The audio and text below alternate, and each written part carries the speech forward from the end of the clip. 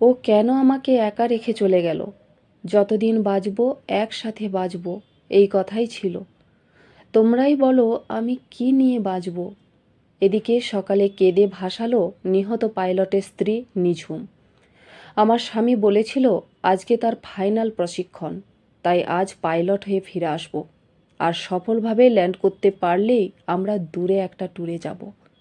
এটাই ছিল স্বামী স্ত্রীর কথোপকথন। কত স্বপ্ন ছিল দুজনের।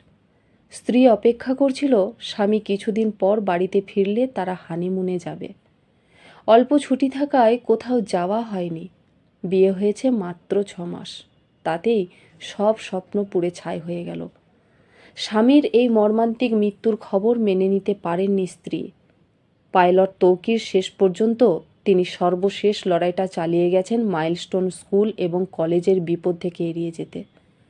তিনি চেষ্টা করেছিলেন বিমানটা যেন একটা ফাঁকা জায়গায় ল্যান্ড করতে পারেন। বিমানটি মাটিতে লুটিয়ে পড়ার 2 মিনিট আগে কন্ট্রোল রুমকে জানিয়েছিলেন তৌকির, কিন্তু কোনো উপায় না থাকায় নিজেকে বাঁচানোর জন্য তৌকির বিমান থেকে আলাদা হয়ে যায়। বড় দুর্ঘটনা যেন না ঘটে সেই চেষ্টাই করেছিলেন, কিন্তু তার রক্ষা হলো না। এদিকে তৌকিরের বাবা ছেলের শোকে বাকরুদ্ধ হয়ে গেছেন। উনি বলেন, আমার ছেলের লাশ আমাকে বইতে হলো, এর থেকে বড় কষ্টের আর হয় না। হে আল্লাহ, তুমি আমার জীবনটা নাও, ছেলের জীবনটা ফিরিয়ে দাও। কারণ ও শুধু আমার ছেলে না, ও আমার বন্ধু। ছেলের মধ্যে কোনো ত্রুটি ছিল না। আমার ছেলে অত্যন্ত মেধাবী, ভদ্র আর বিনয়ী। মায়ের প্রতি ছিল অত্যন্ত দুর্বলতা। বাড়িতে ফিরলে আমাদের জড়িয়ে থাকতো। আমাদের অসুস্থতা তাকে অস্থির করে তুলত। একজন যত্নশীল ছেলে আমার। তৌকিরকে শহীদ খেতাবে ভূষিত করুক, এটাই ছিল বাবার শেষ ইচ্ছা। স্কুলটি যেন আজ ধ্বংসস্তূপে পরিণত হয়েছে। যেখানে হাজারো শিক্ষার্থীর ভবিষ্যৎ গড়ে উঠত, সেখানে আজ তালা বন্ধ। এ কষ্ট শুধু পাইলটের পরিবারের না, এ কষ্ট সবার। ঝলসে যাওয়া প্রতিটি বাচ্চার আর্তনাদ যেন বড়ই যন্ত্রণাদায়ক।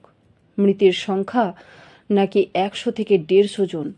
অনেকের পরিবারই এর সাক্ষী। শুধুই বুক ফাটা কান্না আর হাহাকার।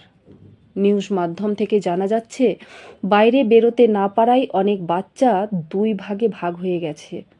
চোখের সামনে আগুনে ঝলসে যাওয়া স্টুডেন্টরা বের হচ্ছে। একজন একভাবে আহত। কারো মাথার খুলি পড়ে আছে, কারো অর্ধেক বডি, কারো শরীরে অর্ধেক মাংস বেরিয়ে গেছে। আর 2 জন শিক্ষার্থী ক্লাস 1 আর 2, তাদের শরীর ব্লাস্ট হয়ে গেছে। দেওয়াল এতটাই উত্তাপ ছিল, সেখানে জল ঢালার পরও এতটা উত্তাপ যে হাতের চামড়া দেওয়ালে লেগে যাওয়ার পর মাংস বেরিয়ে যায়। কারো আবার একটা চোখও গলে যায়। আর শিক্ষিকা মাহরিন চৌধুরী, যিনি সন্তানসম শিক্ষার্থীদের আর্তনাদ তাকে শান্ত থাকতে দেয়নি।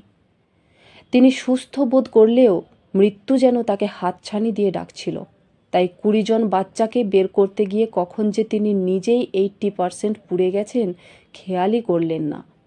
সমস্ত আহত বাচ্চার পুড়ে যাওয়ার যন্ত্রণা যেন পুরোটা উনি একাই নিয়ে নিলেন। অবশেষে মৃত্যুবরণ করলেন। সারা বিল্ডিং জুড়ে শুধুই আগুন।